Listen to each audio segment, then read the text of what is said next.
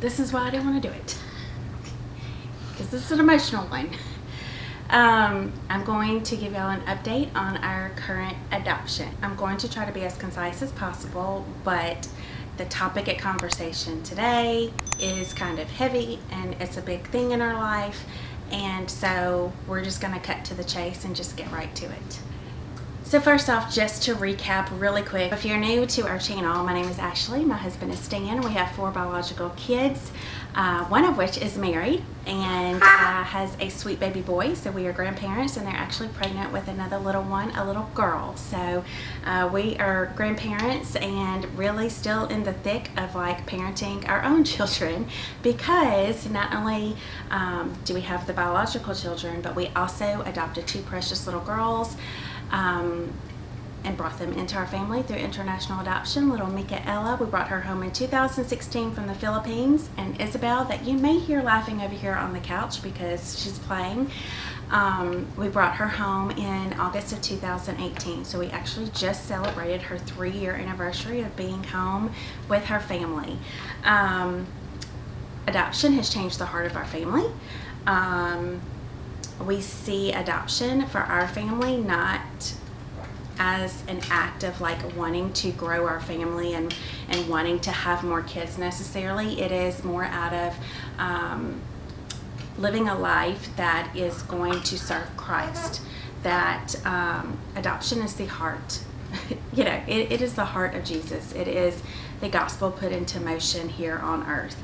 And so that is why we choose to adopt, and we prayerfully, wishfully, hopefully want to bring in several more children into our family through adoption, as long as God sees fit. So that brings us up to our current adoption. We have a little girl in China who just turned 4 years old. We will be naming her Lily Grace. Back in April of 2020, I started to get on Facebook to advocate for this little girl. She has a hand deformity, an open cleft palate, she's nonverbal, and has some other challenges.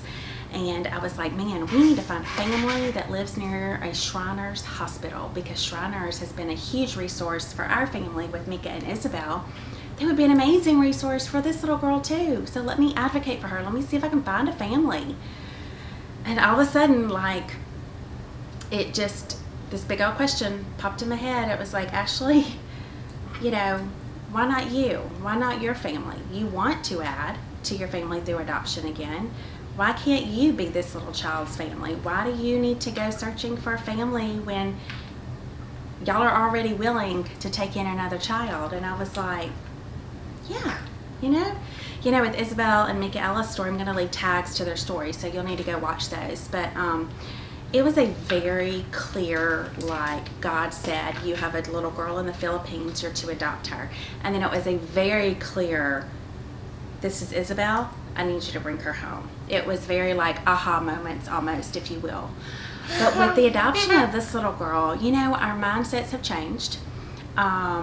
Yes, you need to be prayerful in choosing adoption, but I don't think you need to pray and ask God if this is His will, or if He will bless your family, or if He will provide for this adoption, when the heart of Him is adoption, right? The gospel played out here on earth is adoption. He has already instructed us to take care of the widows and the orphans. So why do we need to ask His permission to do something that He's already instructed us to do? So for us, we were just to the mindset of like, we don't need this big epiphany. We don't need this big sign from God to say, yes, you're to pursue this little girl and bring her into your family. It was, yes, He's already instructed us to take care of the widows and the orphans. This little girl needs a family. We see a need. We can feel a need. Let's do this thing. So really that was it. We spoke with our kids. They were on board with it. Their heart has changed so much through all these adoptions. So as you know, adoption is extremely expensive. We do not have $35,000 sitting in our savings account. God provided it all for Micaela's adoption process. God provided it all for Isabel's adoption process in 13 weeks through social media only. So yes, we knew He would provide for this current adoption as well. So y'all, we very, very briefly shared, I think we made 3 or 4 posts maybe on our Facebook accounts just saying, hey y'all, we're here, we're raising money, these are the fees coming up. If you want to be a part of this, if you want to donate, here's our links. We posted about it one time on YouTube. We are not someone who's going to be flashy and flash our GoFundMe page and like all of those things. We did it one time. We're very intuitive with how the Lord wants us to share this story and walk out this story, and we share when we feel prompted by Him. And y'all, even though we were in the middle of a pandemic, nothing was moving fast. There was no rush for anything. Because everything was shut down, and if it wasn't shut down, it was moving at a snail's pace. But still, in 6 months, $35,000 was donated on social media only. I'm just so blown away by the amount of like complete strangers that would send $5, $10, $7, $3,000. The amount of people that just want to play a part is so humbling. We actually had a family, and I don't know how they found out about us. I don't know if it was YouTube or Facebook, but they messaged me and they said, hey, we want to send you a check for your adoption. Can you give us your mailing address? So we did. And they literally sent us a check for, I believe, almost $9,000 to complete our fundraising efforts with this adoption. Complete strangers. Over $9,000. Just blown away at the goodness of God and the generosity of people. It's just amazing. So as many of you know, the pandemic has shut things down globally, around the world, everywhere, right? So that includes China. They have halted adoptions. Once you get to a certain step in the adoption process, which is where we're at right now, we're really towards the end of the adoption process, but everything from here on out, all the documents are very time sensitive. So China has halted all adoptions up until this point, and they have been halted since January 2020. There are over 400 families waiting who have completed the adoption process, or like us, they are right in the midst of it, ready to resume. They have kids waiting.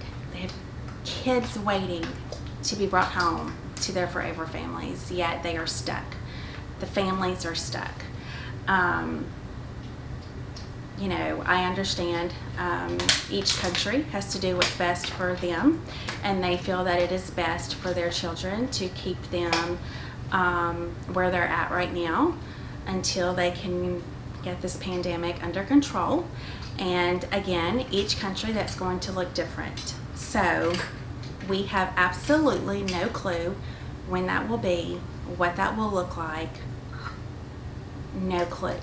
And it's very frustrating because we have no more information today in August of 2021 than we did in February of 2020. No information. Just that, thank you for being patient. We want to protect our children. We'll resume all of this once the pandemic is over.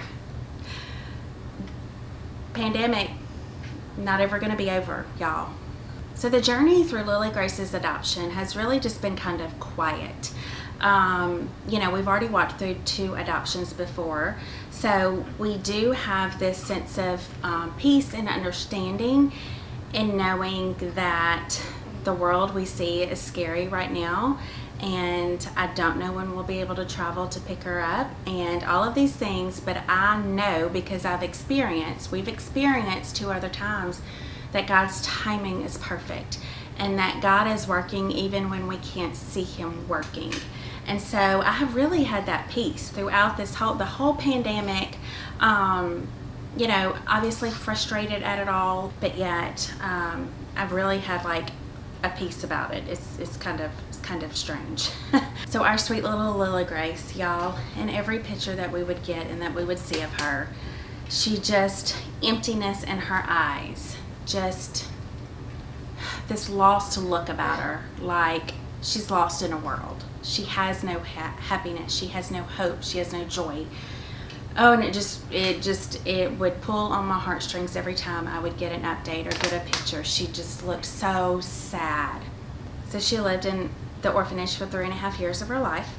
And in the same building, up a few floors, so the building's about 10 stories high, there's an organization called Eagle's Wings, and I'm going to tell you about it in a few minutes. So essentially what they have done over the past, 20-something years is they get many of the special needs kids in the orphanage, and they bring them upstairs into either their foster care facility or their school, and they take them, they love on them, they do school with them, they do physical therapy and do all kinds of great just interactive activities with them, and love on them. Lily Grace has been one of their little babies that they absolutely love and adore, and so they have been able to take her upstairs multiple days a week and take care of her and get her in school and get her physical therapy and do things like that. But then, at the end of the session, she'd go back downstairs into the orphanage.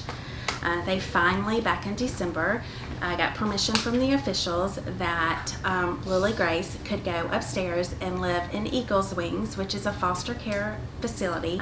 We did receive an email back in December, and she sent a picture, and she said, "Your little girl is safe with us until you come and bring her home."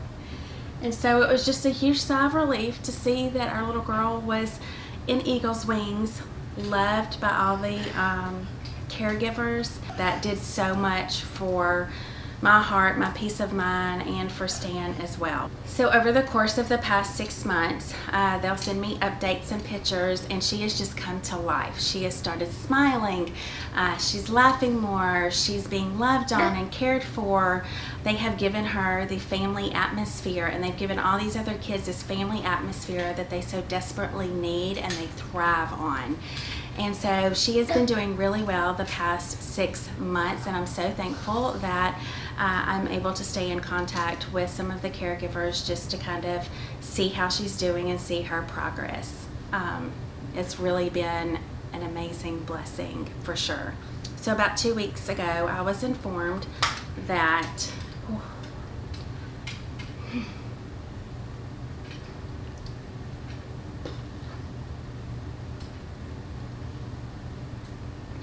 part I said I wouldn't delete because it is what it is.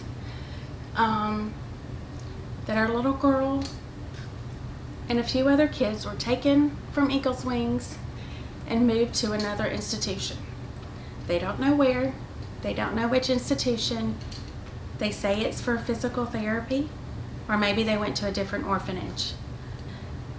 We don't know for how long, we don't know for what reason, we don't know why. And it's just gut-wrenching because Lily Grace, the first 3.5 years of her life, you can see it in the pictures, lived a life not many people should live.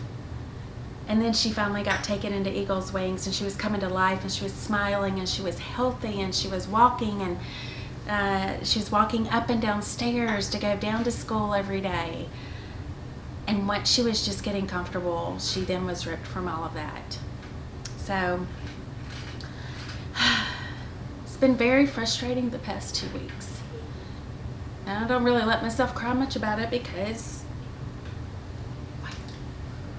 we need an army of people praying for these kids and praying that these mountains will be moved and that these kids will come home. So prayer is the only way I know how to do it. I know that it's very easy for us to look through the lens of our own, eyes. Like it's very hard to see when you see all the chaos, all the destruction in the world, people turning from God. It's so hard to see God working, but I have to trust and know that He is.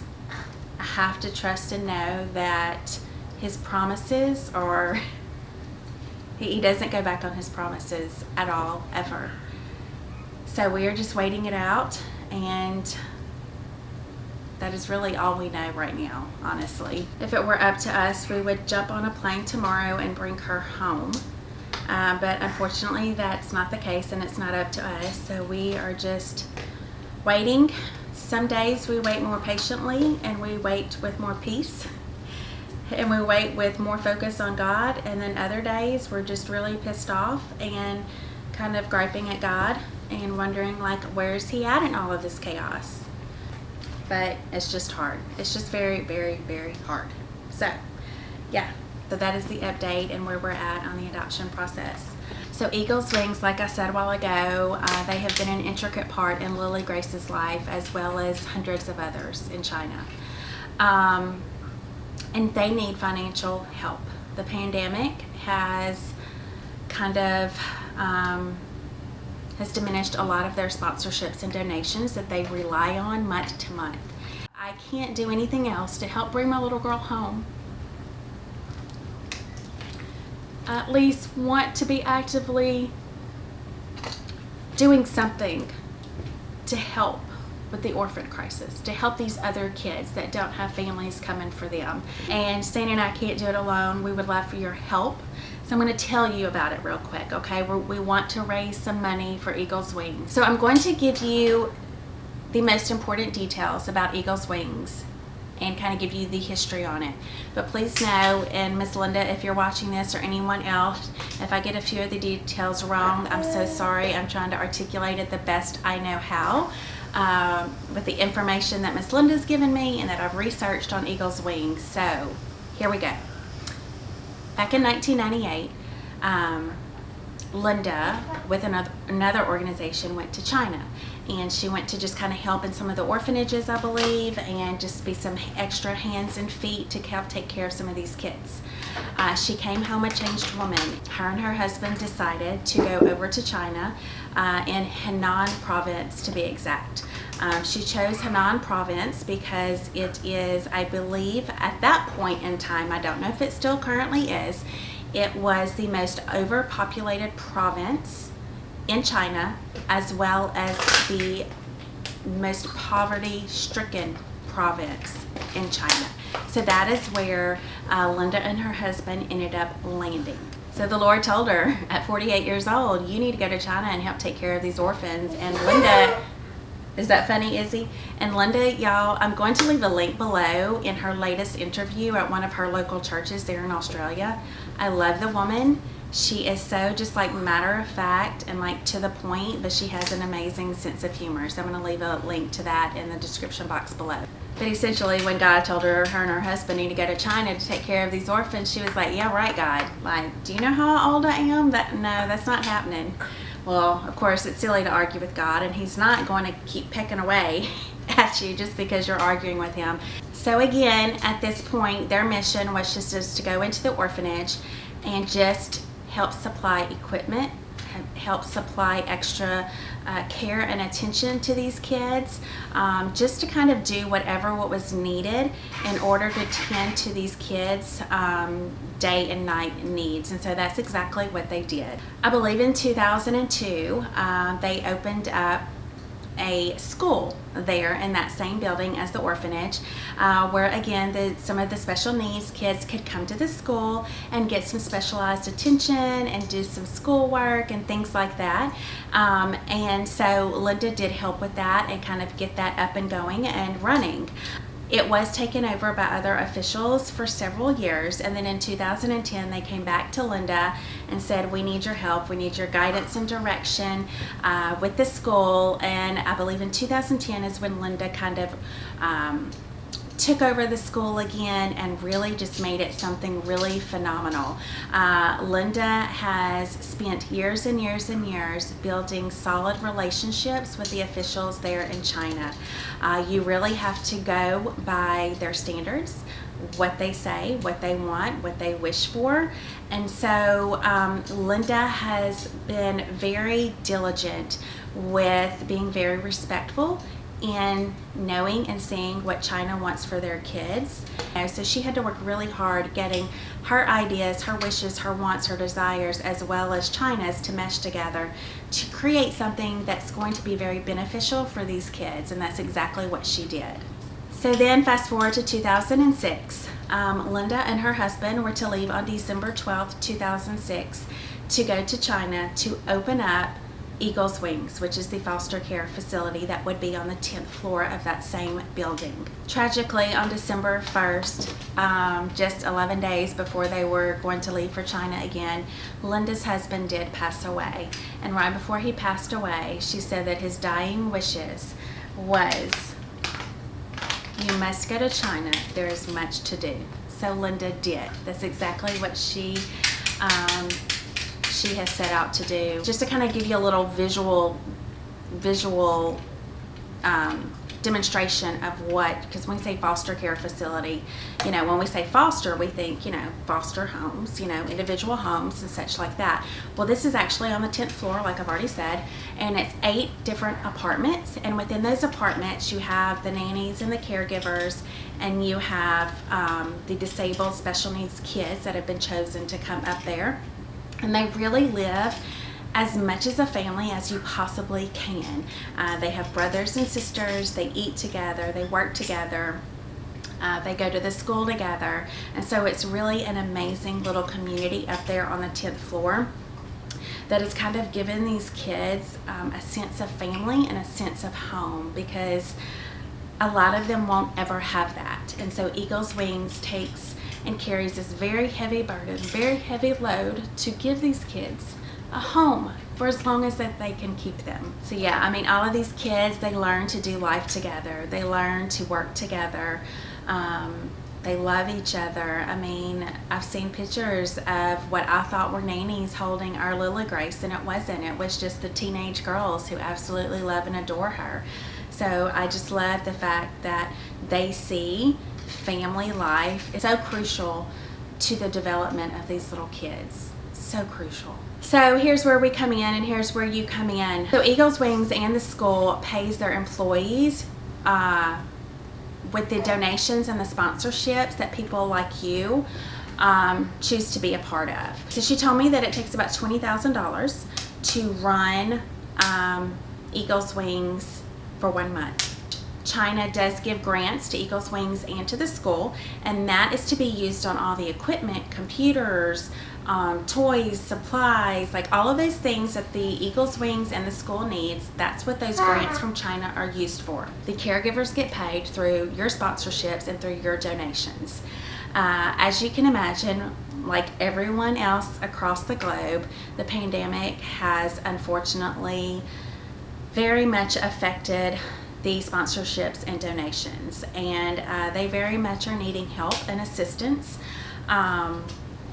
with funding, to be honest with you. I am going to leave a link in the description box to Eagles Wings website, where you can go read about sponsorships, donations, you can read about the school aspect, you can read about Eagles Wings, you can read about Linda's story, so you definitely want to go check that out. And if you get on there and you want to sponsor a child or you want to give a monthly donation, then absolutely go through their website and do that. They would be forever grateful to you, as would I. But what I'm doing here is Stan and I really want to, y'all, here's the deal. Here's why I haven't put this vlog up in a couple months. My heart, y'all, I want to raise $20,000 for that organization. That's a lot of money. And I asked Stan, I'm like, do I put that out there? Do I say that we want to raise $20,000? Do I set that at the goal? He was like, why don't we set it at $10,000? I was like, okay. So y'all, I really want to raise at least $10,000 for this organization, but let me tell you what, I hope God shows out and we get $20,000. $20,000 that they can put in their account and use as needed, because they are hurting and they need it. And this is a small way that you can play a part in taking care of the orphans. If you are not going to adopt, and if your family is not in a place where you can adopt, this is a place that you can be a part of an orphan's life. I just wish y'all knew. I wish you knew. I wish you knew. I wish you knew. That if it weren't for people like Linda Shum and all the women that she's brought on her board and all the caregivers that she has hand-selected, a lot of these kids would not be getting the attention they should be given. So y'all, I am just going to leave a link again in the description box for our GoFundMe page. I am setting the goal at $10,000, but I want $20,000, y'all.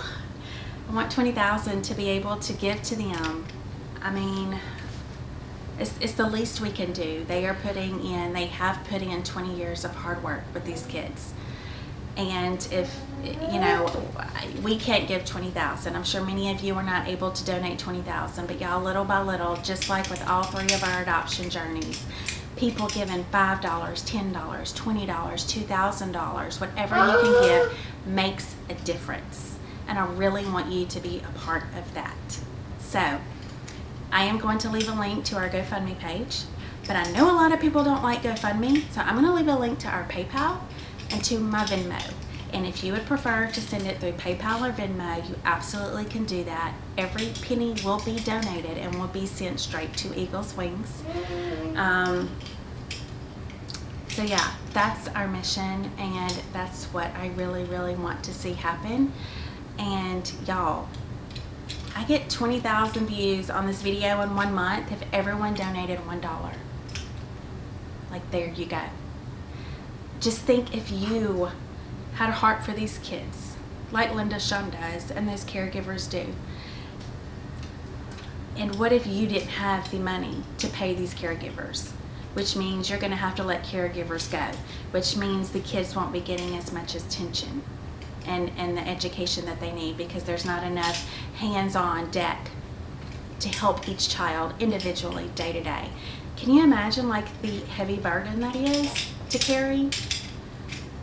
I surely hope that I explained the mission of Eagles Wings and the history of how it came to be. I hope it did it justice. Thank y'all for loving our family so well. Thank y'all for being invested in us and what is so near and dear to our hearts. Thank you. We'll see you next time. Bye.